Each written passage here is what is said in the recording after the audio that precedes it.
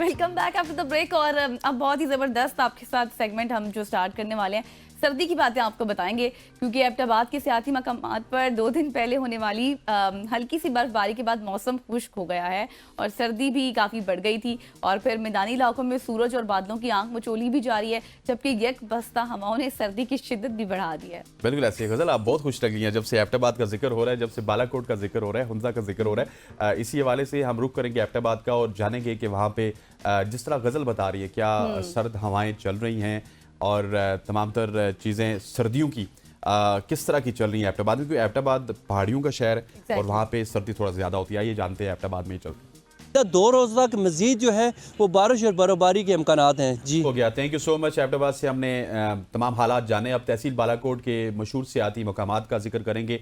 तहसील बालाकोट एक ऐसी जगह जो कि तमाम कागान नारान की वैली को मिलाती है, जिसमें नारान, बटकुंडी, बाबूसर टॉप, वहाँ पे तो शदीद बर्फबारी है और तमाम एरिया ने सफ़ेद चादर ओढ़ लिया। गिलगित बल्तिस्तान और शमाली इलाकों में भी बर्फबारी का सिलसिला जारी है, जिससे सर्दी में काफ़ी इजाफा हुआ और शोगरान में विंटर टूरिज्म का आगाज़ हो चुका है। जबकि दीगर मुकामात पर सियाती सरगर्मियों की सूरत हाल जानने के लिए इस वक्त हमारे साथ मौजूद हैं। हमारे साथ मौजूद होंगे जी फरीद चौधरी और वहाँ की सूरत हाल से आगाह करेंगे। जी फरीद बताइएगा। जी, विंटर टूरिज़म के लिए बालाकोट का जो सियाती इलाका है शोगरान, ये 12 महीने खुला रहता है और सर्दियों में जो विंटर टूरिज़म कहलाती है, लोग बर्फ़बारी से लुत्फ़अंदोज़ होने के लिए शोगरान का रुख करते हैं। शोगरान में रेस्क्यू 1122 तहसील इंतज़ामिया की टीमें और पुलिस की बहुत सारी चौकियाँ वहाँ पर काम कर रही हैं और मुख्तलिफ़ इदारों के KDA और इसके अलावा जो खिदमात सारे अंजाम देने वाले इदारे हैं, उनके वहाँ पर दफातर काम कर रहे हैं और 24 घंटे वहाँ पर एमरजेंसी सर्विस मुहैया की जाती है, जिसका नज़ारा हमने 2 दिन पहले रात को फंस जाने वाले स्याहों के रेस्क्यू करने के हवाले से हमने देखा। 5 घंटे में 7 किलोमीटर दूर से बहुत सारे स्याहों को रेस्क्यू किया। उसके बाद वो टीमें वहाँ पर मौजूद हैं और मेरे पीछे आप देख सकते हैं शारा कागान पर ट्रैफिक की जो रवानी है वो वहाँ तक जारी है, जबकि कवाई से शोगरान तक जो है ये ट्रैक, ये जीप का सफ़र जो है ये सियाह इस्तेमाल कर सकते हैं। तहसील इंतज़ामिया बालाकोट ने इस हवाले से बताया है कि सियाती इलाकों में जो सर्विसेज हैं वो मुहैया की जा रही हैं, ताहम सियाह सफ़र का जो आगाज़ है वो मौसम देखकर करें। जबकि महकमा मौसमियात के मुताबिक तहसील बालाकोट के इन पहाड़ी इलाकों में अगले 24 घंटों तक वक्फा से बारिशें जारी रहने का इम्कान है। ताहम गुज़श्ता 30 साल से जो क्लाइमेट चेंज आई है, उसके बाद मौसमियाती तब्दीली के हवाले से बारिशों, बर्फ़बारी या मौसम की जो तब्दीली, तग़य्युर और तबद्दुल है, उसके बारे में कुछ नहीं कहा जा सकता, जिसकी वजह यह है कि अभी सुबह से यहाँ तक सूरज और बादलों की आँख मचोली का सिलसिला जारी है। जी फरीद चौधरी हमारे साथ बालाकोट से मौजूद थे। इसके अलावा एबटाबाद के हालात भी आपने जाने और यकीन जानिए, जब वहाँ पे बर्फबारी के मनाजिर देखें तो मुझे सर्दी लग रही है। यहाँ पे स्टूडियो में फील हो रही है। कॉफी पीना शुरू कर दी थी क्योंकि मुझे भी फील हो रही थी सर्दी जैसे पहनने का। तो मैं तो आपको पता है साथ साथ आपको तो वैसे ही बहुत सर्दी लगती है, प्रॉपर जो है सर्दी को एंजॉय करता हूँ ना, ताकि फील हो के सर्दी हो रही है। एग्जैक्टली। चलें जी आगे बढ़ते हैं और बहुत ही एक अजीबो गरीब सी स्टोरी है हमारे पास और बहुत ही मतलब अफसोसनाक है। सिंध हाई कोर्ट में 4 बच्चियों की बाजियाबी का ये केस है। सिंध हाई कोर्ट में बुजुर्ग शहरी की 4 बेटियों की बाजियाबी की दरख्वास्त पर समाअत हुई और दरख्वास्त गुजार ने बेटियों को अगवा का इल्जाम लगाते हुए अदालत से मदद की भी अपील की है और अदालत ने फरीकैन को नोटिस भी जारी किए हैं। समाअत को 14 दिसंबर तक मुलतवी कर दिया है। अब तमाम तरह से जो सूरत हाल है वो कह रहे थे कि मेरी बेटियां थी, उनको अगवा किया गया, फिर बाजियाब हुई, फिर से अगवा कर लिया गया। सूरत हाल क्या जानते हैं उनसे। बिल्कुल ऐसी हमारे साथ दरख्वास्त गुजार अली गुल साहब मौजूद है। गुल साहब, thank you so much for joining us on सुबह की सोच। सबसे ये मामला क्या है और ये बाजियाबी, तो चले हमने खबर इसकी शेयर कर दी, लेकिन असल हकायक क्या हैं उस हवाले से हमें आगाह कीजिएगा। अली गुल साहब, आपको आवाज़ आ रही है? अली गुल साहब, आप हमें सुन पा रहे हैं?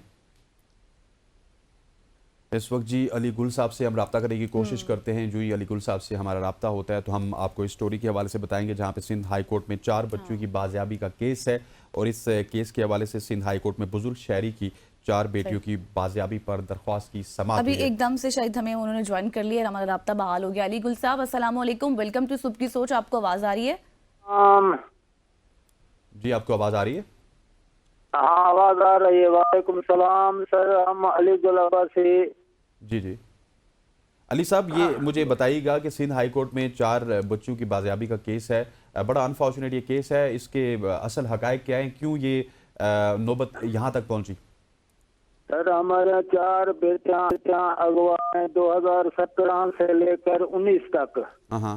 नॉमिनेट एफआईआर भी हैं वडेरों के ऊपर, और पुलिस पार्टी जो है वडेरों को तहफ़्फ़ुज़ दे रही है। अच्छा। आज तक 4 पटिशन हम डाले हैं, वो हाई कोर्ट में सिर्फ आयो आता है जो सरकारी वकील है एक अली हैदर सलीम, उसी को बोलता है भाई इसका बेचा नहीं है, ये है वो है, वो जज को बोलता है, जज खत्म कर देता है। बस ऐसे बात चल रही है 2019 से लेकर आज तक।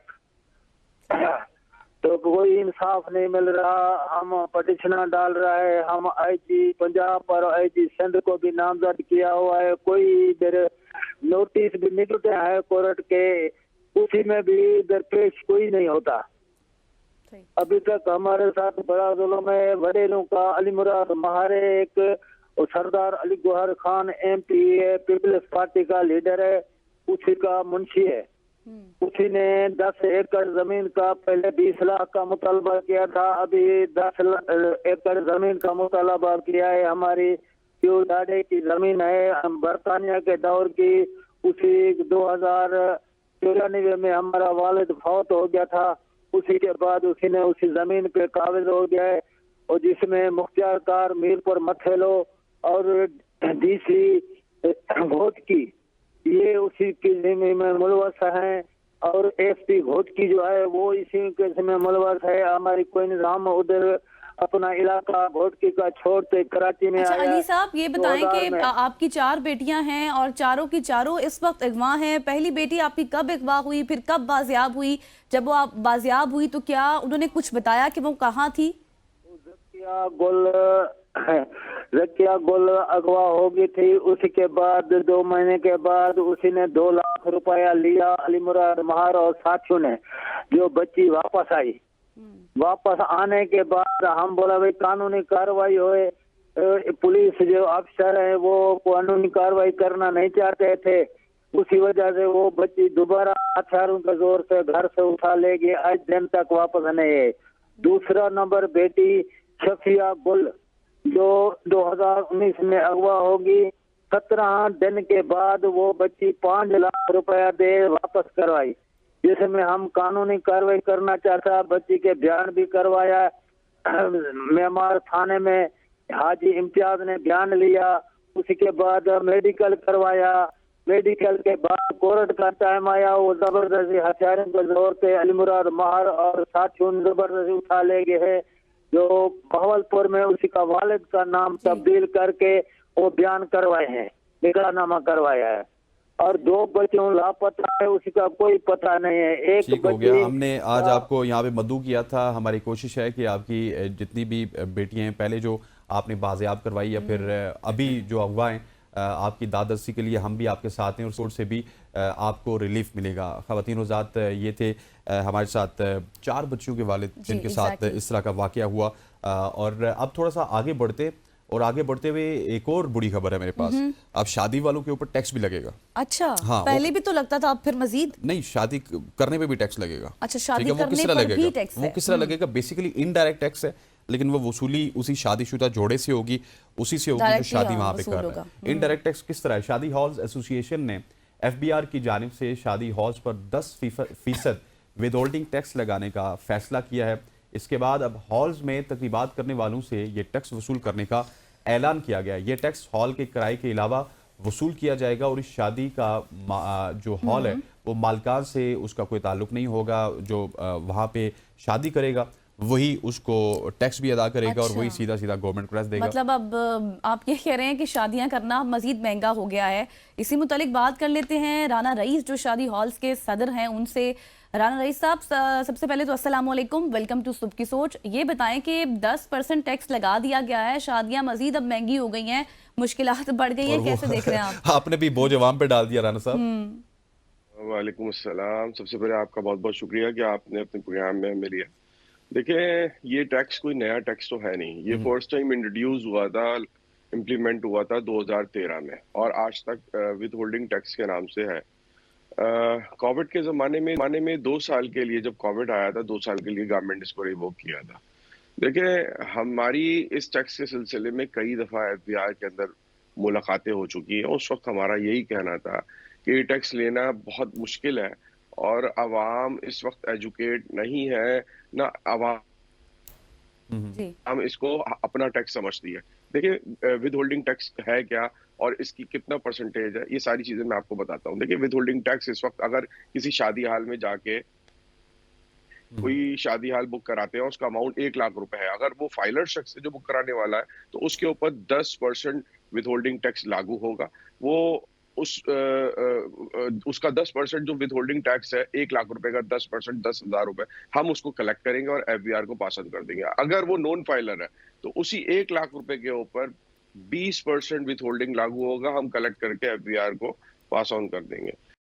और इसके अंदर जो फाइलर वाला टैक्स है 10%, जो फाइलर होगा वो इसको एडजस्ट भी कर सकता है और बाय लॉस रिफंड भी करवा सकता है। और जो नॉन फाइलर है, अनफॉर्चुनेटली वो इसको रिफंड नहीं ले सकता, क्योंकि वो टैक्स के जो दायरे के अंदर ना होने की वजह से, लिस्टेड ना होने की वजह से वो इसको रिफंड नहीं ले सकता। जी। अच्छा, ठीक हो गया। अच्छा, मुझे ये बताइएगा कि ये जो विदहोल्डिंग टैक्स की रेशो है, ये क्या बढ़ाई गई है या फिर ये यही रेशो थी, अब सिर्फ इसकी इम्प्लीमेंटेशन की तरफ जा रहा है एफबीआर? देखें, जब ये 2013 के अंदर लागू हुआ था, उस वक्त की सिचुएशन डिफरेंट थी। उस वक्त उसकी रेशो जो थी कम थी। आज जब इसको दोबारा से री इंट्रोड्यूस किया है 2023 मार्च 2023 में, तो इसके अंदर फाइलर और नॉन फाइलर दो पार्ट कर दिए। फाइलर को इन्होंने 10% कर दिया, नॉन फाइलर को 20% कर दिया ऑन बुकिंग अमाउंट। सही। ठीक। अच्छा राना साहब, ये बताएं, इस वक्त बहुत ज़्यादा मसाइल हैं, माशी बहरान है, महंगाई है, क़ुव्वत ख़रीद उस तरह से कम है। अब आपको पता है कि जब भी हॉल्स या फिर मार्केट्स बुक कराई जाती हैं तो वो 1 मंथ 1.5 मंथ पहले हो जाती हैं बुक।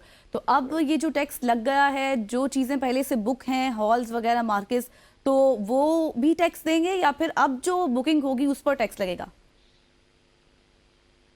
देखिए, बेसिकली ये चीज़ जो हाईलाइट हुई है, जब ये शादी हालों से वसूल नहीं किया जा रहा था, तो उसके बाद एफबीआर ने अपनी एक्टिविटी शुरू की। वो फील्ड्स में उतरे, हमारे बहुत सारे मैरिज हॉल्स के ऊपर नोटिस सर्व किए। उसके बाद एसोसिएशन और एफबीआर साथ में एंगेज हुए, तो उनका वहाँ पे मौक़िफ़ आया कि जनाब ये नया टैक्स नहीं है, ये 2023 मार्च से इम्प्लीमेंट हुआ है और जो जितने प्रोग्राम गुजरे हैं उसका विद होल्डिंग टैक्स कौन भरेगा, और उन्होंने हमारे ऊपर डिमांड खड़ी कर दी। तो इसी वजह से हमारी एफबीआर से बात हुई और फिर हमने उनको यकीन दहानी कराई और फिर तमाम मीडिया में भी इस चीज़ का आया कि भाई ये टैक्स आपने देना है और जो फाइलर्स हैं वो इसको रिफंड भी ले सकते हैं।